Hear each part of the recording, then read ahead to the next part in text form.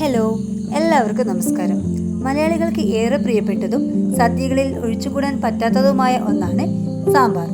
എങ്ങനെയാണ് തയ്യാറാക്കുന്നതെന്ന് നോക്കാം.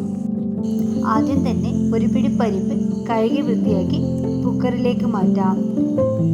ഇനി ഈ കറിയിലേക്ക് ആവശ്യമായ പച്ചക്കറികൾ ചേർത്ത് കൊടുക്കാം. ഞാനിവിടെ ഒരു കഷ്ണം വെള്ളരിക്ക, ഒരു ക്യാരറ്റ്, 2 തക്കാളി, 2 പച്ചമുളക്, 2 പയർ, ഒരു ഉരുളക്കിഴങ്ങ്, ഒരു സവാളയും കൂടി കുക്കറിലേക്ക് ചേർത്ത് കൊടുക്കാം. ഇതിലേക്ക് 1/2 സ്പൂൺ മഞ്ഞൾപ്പൊടിയും ആവശ്യത്തിന് വെള്ളം കൂടി ചേർത്ത് കുക്കറിൽ 3 വിസിൽ വരെ പച്ചക്കറികൾ വേവിച്ചെടുക്കാം. ഇനി ചൂടായ മറ്റൊരു പാത്രത്തിലേക്ക് ഒരു സവാള, 5 അല്ലി വെളുത്തുള്ളി, 3 സ്പൂൺ മല്ലി, 1/2 സ്പൂൺ പരിപ്പ്, 1/2 സ്പൂൺ ഉഴുന്ന്, 1 ടീസ്പൂൺ ഉലുവ, 1/2 സ്പൂൺ ജീരകം, 1 തണ്ട് കറിവേപ്പില, 1/2 സ്പൂൺ അരി, ആവശ്യത്തിന് വെളിച്ചെണ്ണയും കൂടി ഒഴിച്ച് നന്നായി വഴറ്റിയെടുക്കാം.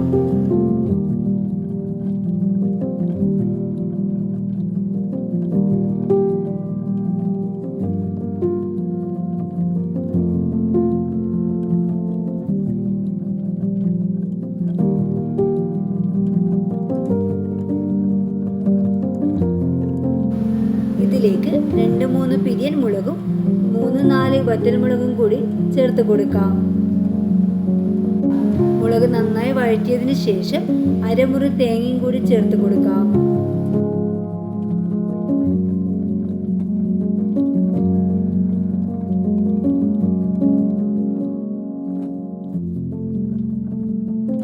ഇവയെല്ലാം നന്നായി ചൂടായതിനു ശേഷം 1/2 ടീസ്പൂൺ കായപ്പൊടി കൂടി ചേർത്ത് നന്നായി വഴറ്റിയെടുക്കാം.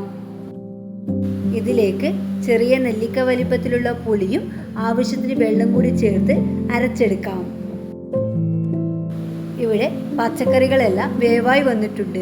ഇനി നമുക്ക് ഇതിലേക്ക് ഒരു മുരിങ്ങാക്കോലും കൂടി ചേർത്ത് കൊടുക്കാം. ഇതിലേക്ക് പാകത്തിന് ഉപ്പും കൂടി ചേർത്ത് കൊടുക്കാം. ഇനി അരപ്പും ആവശ്യത്തിന് വെള്ളം കൂടി ചേർത്ത് നന്നായി തിളപ്പിച്ചെടുക്കാം.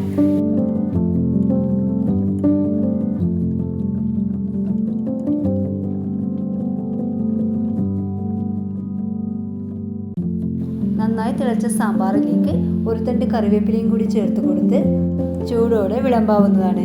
ഇവിടെ സ്വാദിഷ്ടമായ സാമ്പാർ തയ്യാറായി. എല്ലാവരും ട്രൈ ചെയ്ത് നോക്കൂ. വീഡിയോ ഇഷ്ടമാവുകയാണെങ്കിൽ like, share and subscribe. Thank you.